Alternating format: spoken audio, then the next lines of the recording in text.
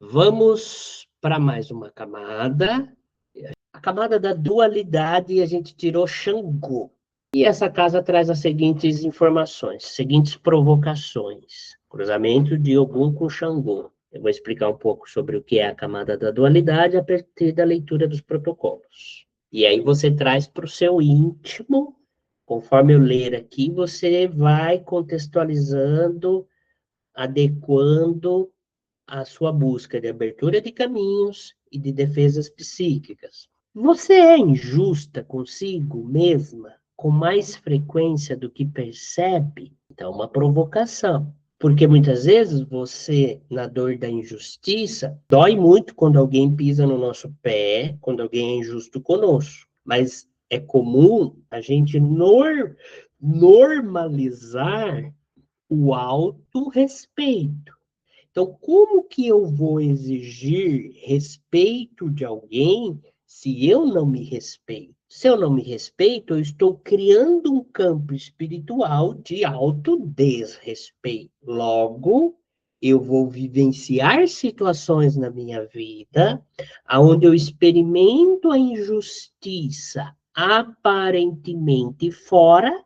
Você não fica puta quando alguém vai lá e faz um negócio com você e você não fica com raiva daquela pessoa? Eu fico. Até, pera lá, parece que eu faço igual comigo. Ah, então você está se percebendo nela. O outro, uma projeção. Então, ela fez alguma coisa, isso não justifica o que ela fez. Através do que ela fez, você ficou com raiva, mas é uma situação que é uma oportunidade de você olhar para dentro e ver se o erro não foi você, por exemplo, ter dado credibilidade para alguém que não merecia. Ter depositado confiança em alguém que não inspira confiança. O autodesrespeito, a autoviolação, a permissividade ao abuso, ela deflagra uma estrutura de eu que não te protege. Você precisa corrigir isso. Senão você fica se experimentando só fora, vai cansando. O desgaste emocional de uma amizade, de um relacionamento, de uma situação, ele deixa feridas, é um desgaste energético muito grande. Então você precisa tomar cuidado. Se anular já foi para você uma forma de injustiça consigo mesma, o quanto que a anulação você fez isso para manter as coisas bem. Um exemplo, eu não gosto de briga. Eu não acho que quem briga gosta de briga.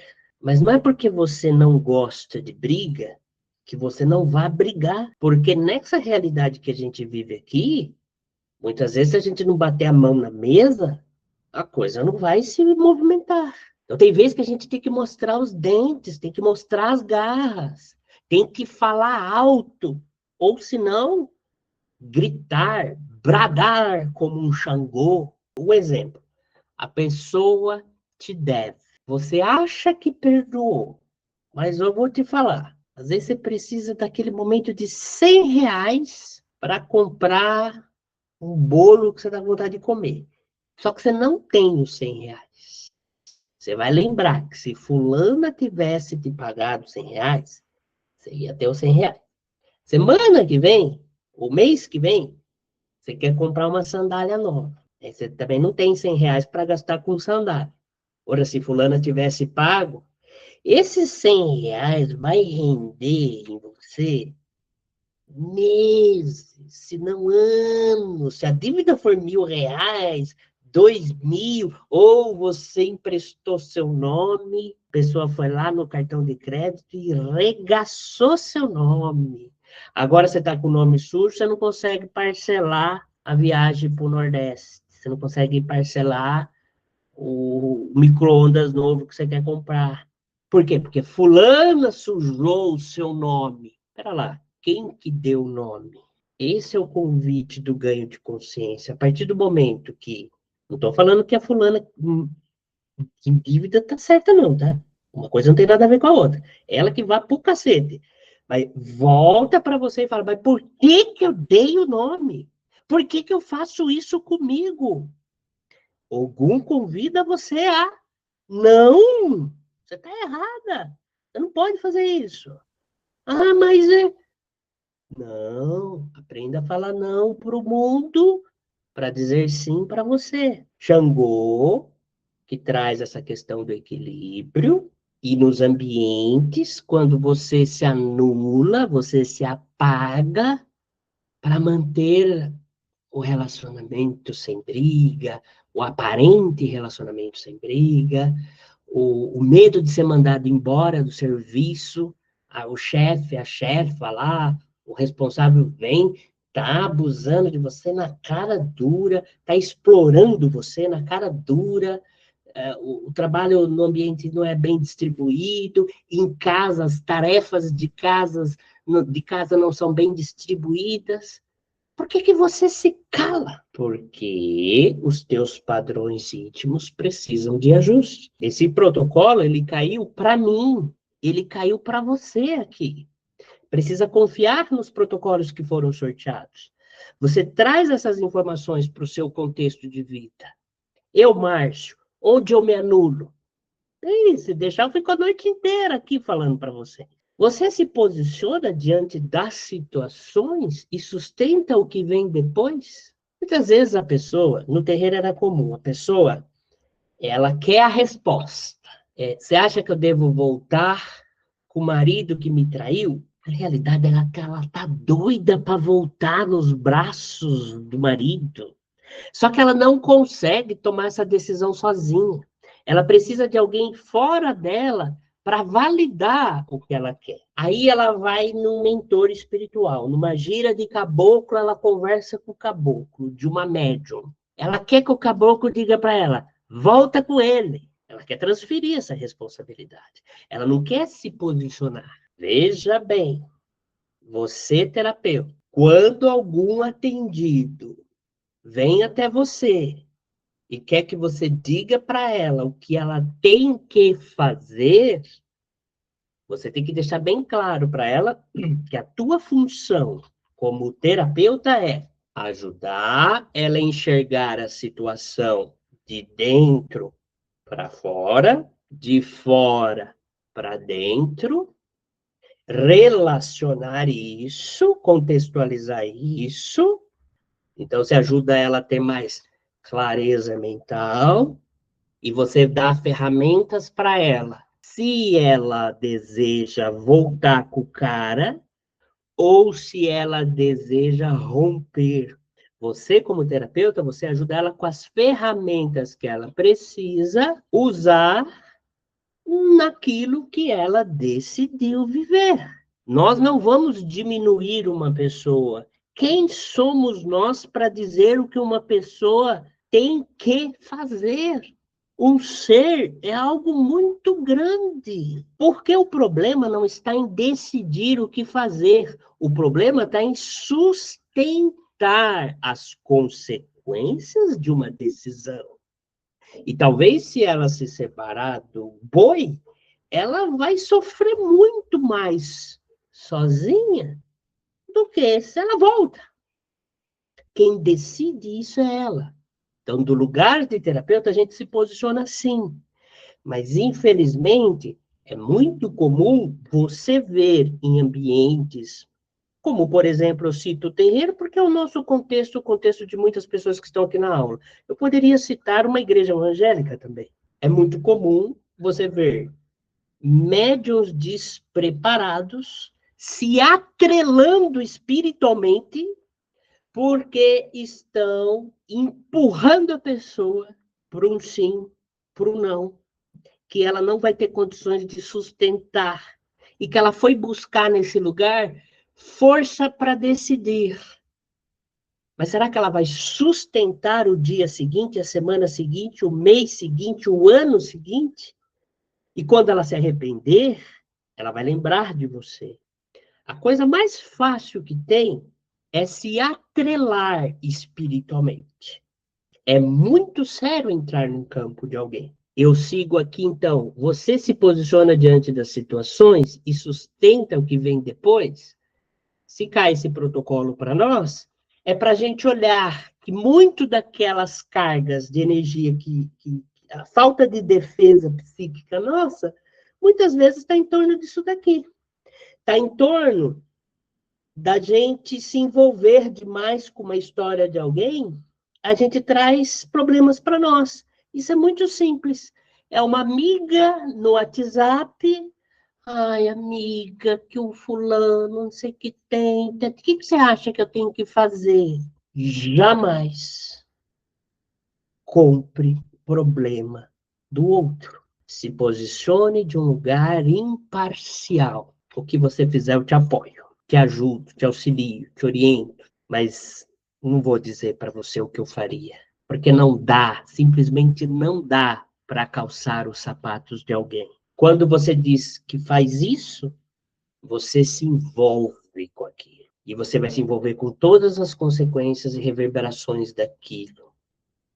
Toma muito cuidado.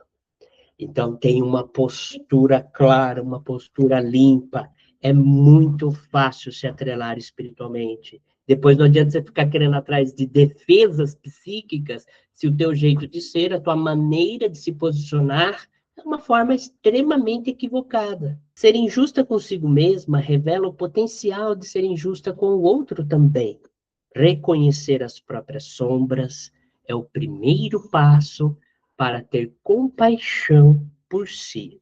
Reconhecer as nossas sombras é reconhecer as nossas vulnerabilidades, as partes nossas que ainda não são sublimadas. A gente se divide para a gente entender. A gente entende que o inconsciente são os nossos fragmentos de consciência que ainda não estão integrados na luz. Então, a gente tem sombras.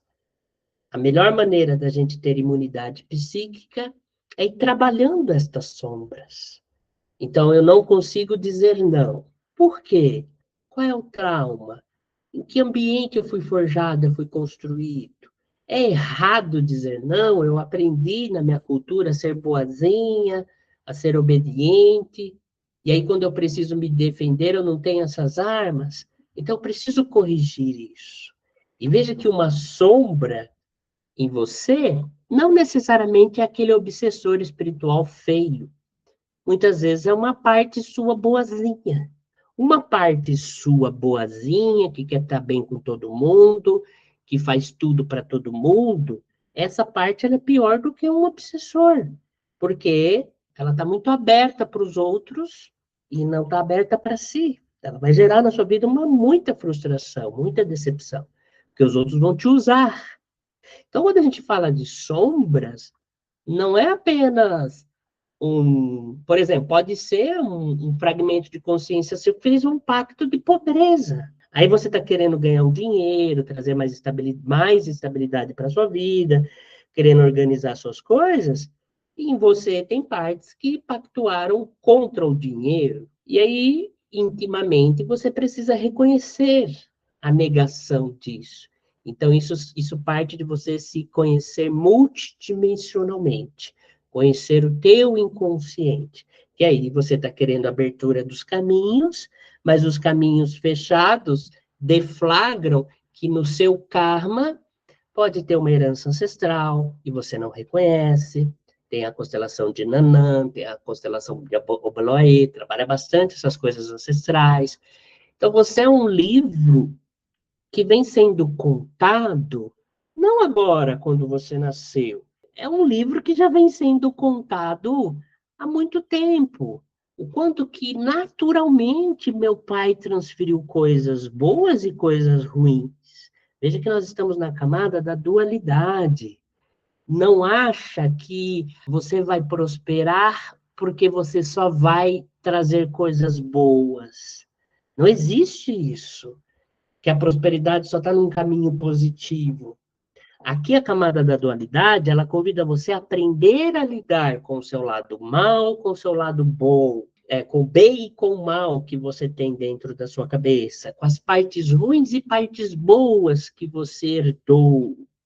Só queria deixar registrado que, a partir de um olhar de evolução consciencial, tudo é bom, inclusive as coisas ruins.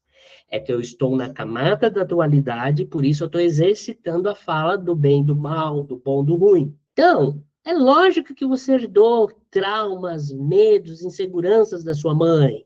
É lógico que você herdou crenças, negações, rigidezes do seu pai.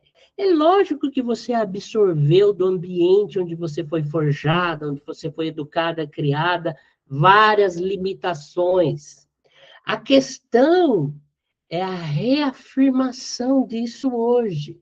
A questão é você continuar usando esse caminho conhecido hoje. Então, você precisa, primeiro, reconhecer padrões em você do seu pai. Não anule o seu pai completamente. Isso é a pior coisa que você pode fazer na sua vida. Um exemplo. Meu pai não me criou, só engravidou e foi para o mundo, foi viver a vida dele. Ponto ruim. Gerou uma dor de abandono, de rejeição em você. Ponto bom. Era alguém que sabia se priorizar. Você não precisa largar seus filhos e ir para o mundo fazer igual ele, mas você pode ir para o mundo para vender sua terapia. Vai lá gravar o vídeo, botar o carão lá e vender constelação dos orixás para as pessoas. Ó, constelação dos orixás é isso, isso e isso. Vai pro mundo. Seu pai já foi. Seu pai largou o filho, abandonou o filho e foi pro mundo viver o que era ele acreditava que era melhor para ele. Vá pro mundo viver aquilo que você acredita que é melhor para você. Você nem pode romper com as suas linhagens, senão você despreza a parte importante. É um aspecto que você tira de algo. Então, dualidade na camada de Ogum, ela diz: aprenda com o referencial negativo, valide os referenciais positivos. Mas não negue nem o positivo, nem o negativo. Compreenda que você é parte daquilo. Não acha que a sua vida vai melhorar se você partir de um lugar que você vai romper com a sua linhagem. O problema é seu que você nasceu nessa sua linhagem aí, assim como é problema meu de ter vindo de onde eu vim. Eu sou fruto disso. E todas as dificuldades que se implicam a partir disso é aquilo que eu vim trabalhar nessa encarnação. Não para sofrer, mas eu vim para ressignificar. Ser injusta consigo mesma revela o potencial de ser injusta com o outro também. Reconhecer as próprias sombras é o primeiro passo para ter compaixão por si. A camada da dualidade é a guerra do bem e o mal na sua cabeça. Ela ferra você verticalmente porque você vai ficar o resto da vida fugindo do mal, se dualizando. Então, aqui você tem o mal, aqui você tem o bem. Você vai buscar crenças que alimentam isso. Então, você vai criar, de um lado, um conjunto de crenças em relação ao mal e um conjunto de crenças relacionadas ao bem. Essa ideia dual, muito comum aqui no Ocidente, faz você achar, validar crenças que reforçam guerra entre o céu e o inferno. Mas, por exemplo, se você cria a ideia na sua cabeça de que tudo que é ruim é o demônio, tudo que é bom são os anjos, e você dualiza a sua percepção, essa pessoa é boa, essa pessoa é ruim, isso é bom, isso é ruim. Quando você vai dualizando tudo a tua interação, você perde detalhes, profundidade de uma vida muito mais abrangente, muito mais rica. Você condiciona o seu estado emocional de uma forma com que você só vai estar bem se tudo estiver bem. Você vai criar a ideia de que existe problema espiritual e de que existe problema material. Agora eu te peguei. Essa coisa de você separar problema material, problema espiritual, é uma ideia teórica, é uma maneira teórica de a gente tentar elaborar, racionalizar a vida e suas nuances. Mas na prática não há nenhuma diferença. A mentalidade da psicologia africana, que não tem mais nada a ver com a África atual, eles tinham, inclusive, uma dificuldade de entender isso é espiritual e isso é material. Quem criou essa distinção foi a nossa cultura ocidental, com toda a influência cultural dos europeus. Nós somos descendentes de europeus, nós temos em nós italianos, espanhóis, portugueses, alemães, né? E temos, eventualmente, descendências africanas, indígenas, né? No Brasil, essa influência sobre nós, inclusive geneticamente, né? É muito rica, é muito comum. Então, viver a sua ancestralidade não é apenas você ficar nos indígenas e nos africanos.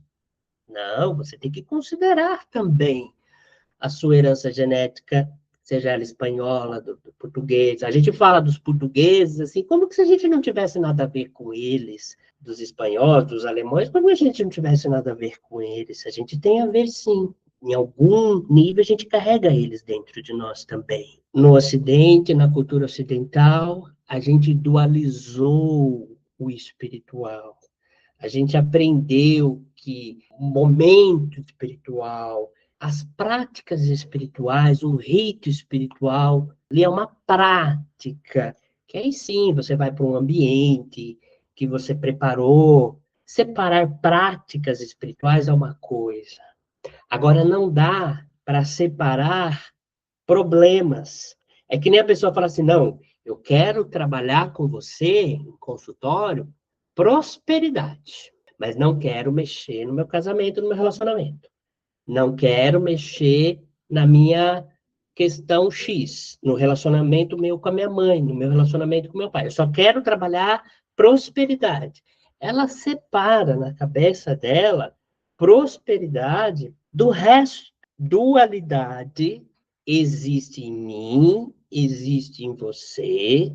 É uma maneira ocidental que a gente utiliza para a percepção da realidade. Então, eu preciso me atentar, você precisa se atentar, que na sua percepção da vida, da realidade, do que se apresenta, qual é a tua tendência? É enxergar também tudo de uma forma positiva, né? O gratiluz tudo é positivo, tudo é amor, tudo é luz, tudo é gratidão. É uma inclinação pro outro lado, faz tão mal quanto.